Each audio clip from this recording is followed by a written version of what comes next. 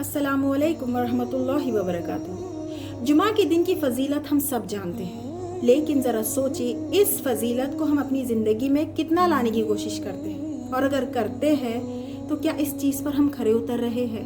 सोचिए, जुमा के दिन अच्छे से तैयार होकर, गुस्ल मिसवाक करके, अच्छे कपड़े पहनकर, खुशबू लगाकर मस्जिद की तरफ निकलते हैं।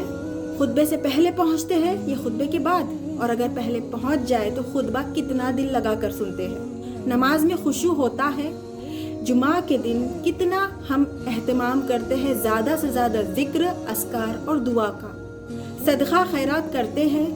अगर ऐसा हो रहा है आपकी ज़िंदगी में तो ज़रा सोचिए हम जुमा के दिन की फजीलत कैसे हासिल कर पाएंगे। इसके लिए जुमा के कुछ सबक हमें याद रखने चाहिए। पहली चीज़, इबादत और ज़िक्र की अहमियत क्यों है। जुमा की नमाज बाजमात होने, खुतबा सुनने और अल्लाह को एक साथ याद करने का मौका है। इससे हम ये सीखते हैं कि दुनिया की मसरूफियत में भी अल्लाह की याद और इबादत को अहमियत देनी चाहिए। तवक्कुल और इबादत में इस्तिकामत क्यों। जुमा के दिन ख़ास तौर पर मस्जिद जाकर नमाज अदा करने का हुक्म है। इससे हम क्या सीखते हैं कि सिर्फ एक दिन नहीं बल्कि हर रोज़ हमें अपने ईमान और अमल को कायम रखना चाहिए। भाईचारा और जमात का जज्बा कैसे हासिल होता है। जुमा के दिन जब हम एक साथ मिलते हैं, एक साथ नमाज अदा करते हैं, तो इससे हमें मोहब्बत, यूनिटी और एक ताकत बनने का पैगाम मिलता है। इससे हम ये सीखते हैं कि हर मुसलमान एक दूसरे के लिए भला चाहे। खुतबा हमें क्या नसीहतें देता है, इससे हमें क्या हासिल होता है।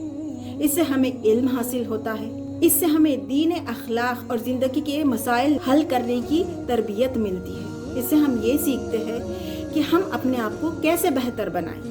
क्या तौबा कबूल होती है, गुनाहों की माफ़ी मिलती है। जुमा के दिन एक वक्त ऐसा आता है जब आपकी दुआ कबूल होती है। ये दुआ कबूल होने का वक्त है।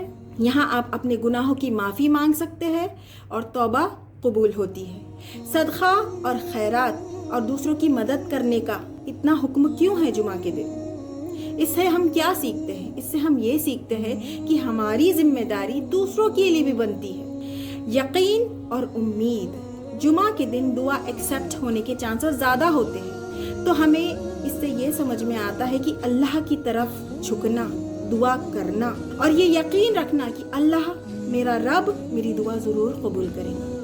तो ये कुछ सबक जुमा के हमेशा याद रखें ताकि आप जुमा की फजीलत अच्छे से हासिल कर सकें।